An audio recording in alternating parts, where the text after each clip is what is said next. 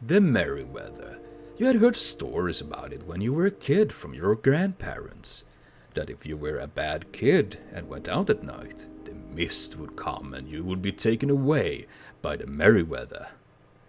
They were scary stories back then, but now you're an adult and those stories don't scare you anymore. You look back at these memories with a chuckle. Oh, so silly your grandparents were. So when you make your way home from work this late night and mist surrounds you, do you not feel any worries? Why should you? You're thinking back and remember your friend told you this, that if you uttered Merryweather's name 3 times in a misty night, they would come and get you.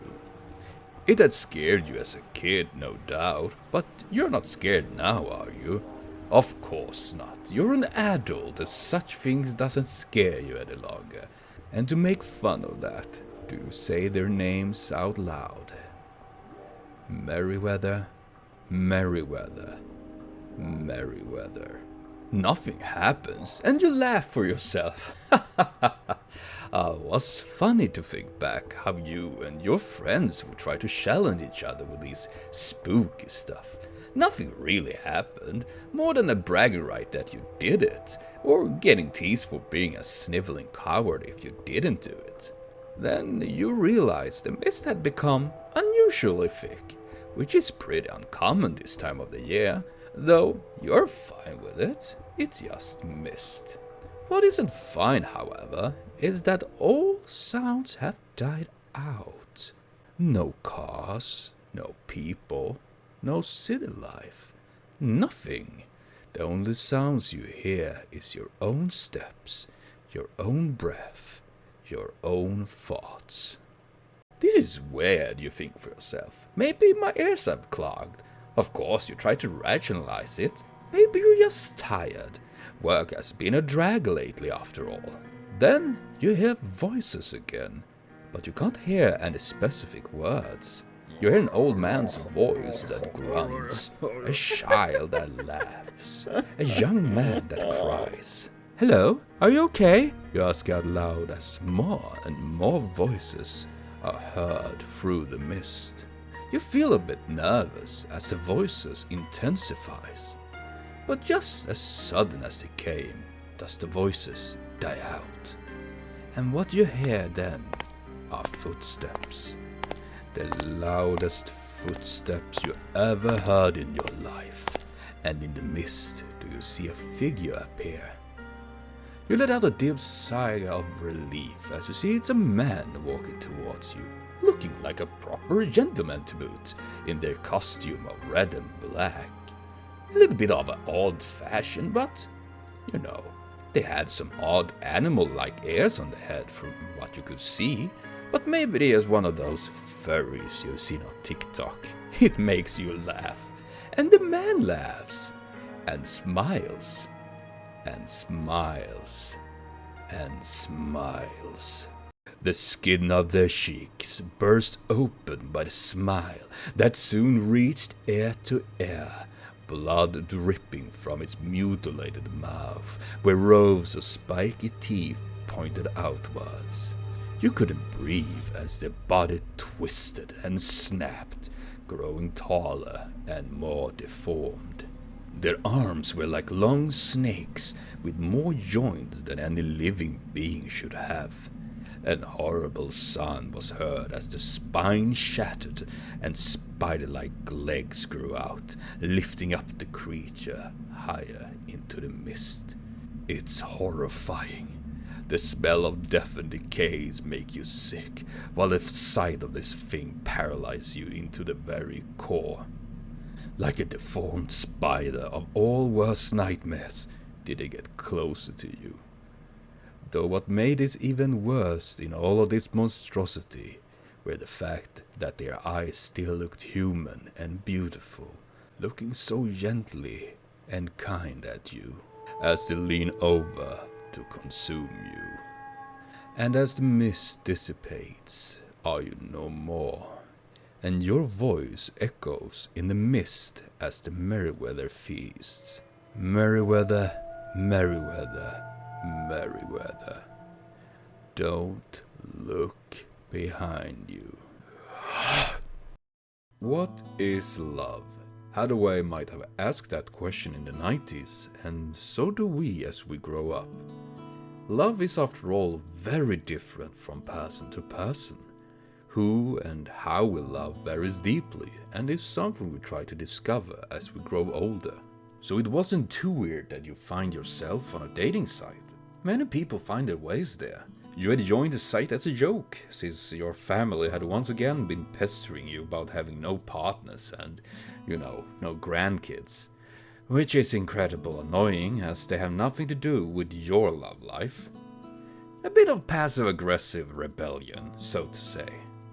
You had no intention of swiping right, you just look at the profiles of the people that only show big fake smiles towards you. Almost creepy how happy they look. It's so fake and overdone. One after the other do swipe left, thinking to yourself, do people really take this thing seriously? It's so awkward. But then you stumble upon a profile that make you stop and stare. You see the image of a young woman, red hair like the leaves of a tree in autumn.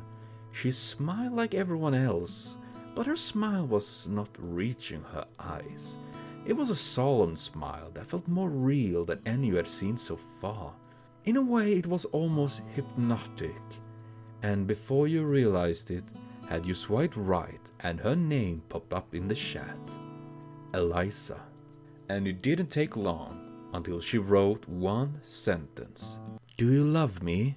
The question made you frown in surprise. Obviously you didn't, because you didn't know this girl.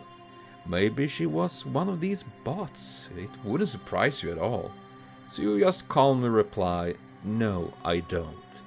As you reply, does the chat window suddenly glitch, and a new message appears. Do you love me? It was now in all caps, and you got the feeling of them screaming the question at you. Quickly and simply did you reply with no. And what followed thereafter was a storm of the same question. Do you love me? Do you love me? Do you love me? Hundreds, thousands of times did the question pop up in the chat. You closed the chat and uninstalled the app, because it was absurd. It must have been a troll, or more likely a bot. It is insane what people make up these days. It was freaky as hell, but now it was gone. With the app and the incident out of sight, would it soon become out of mind? You soon forget about it completely, and you continue your life as usual, though the usual wouldn't be lasting for that long. It had been a couple of weeks since the app incident, so you hadn't thought about it until you saw one of the photos. It was a selfie, nothing grand to be honest, but we do what we can with the things we have after all.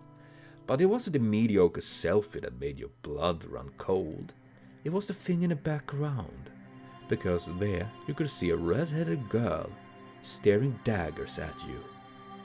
You keep staring for a bit, then you laugh it off, just assuming it's someone that walked by in the back when you took the photo. Though admittedly, it did remind you of this Eliza girl you had encountered a few weeks ago on that darn app. Then you glance over to the next photo that you took the day after. Your smile completely leaves your face as you realize the same red-headed girl is visible in that photo as well. Quickly do you check the next photo from the day after and see her again, but closer. For each photo and each day does she get closer and closer and closer, always behind you, staring at you. You look at the latest photo from yesterday with palms cold in sweat. Your chest hurts, the anxiety feels like a dagger in your heart as you see the photo. In the photo behind you is the girl, her eyes devoid of humanity as they stare into your very soul. In her hand do you see a knife glimmer. Maybe it is just a light playing tricks, but it looks like that she turns her head in the photo, looking directly at you. Terrified over this, do you open the camera on your phone hand shaking, breath trembling, sweat pouring as you look on the screen. And behind you is the girl. With a scream, do you turn around and feel a sharp, pulsing pain in your chest as a knife stabs into you. As your mind slowly fades away, do you hear her whisper, "Do you love me?"